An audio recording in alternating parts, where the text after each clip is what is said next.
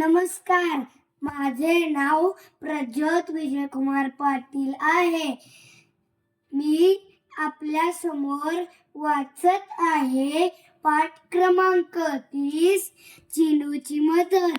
बाबा बाबा थांबा ना, ते पहा कुत्र्याचे पिल्लू, त्याला जखम झाली आहे वाटतंय.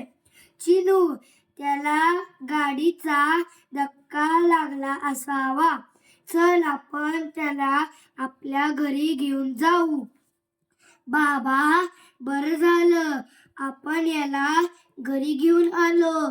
बाबा, याला पाणी प्यायला देऊन आणि औषध लावू.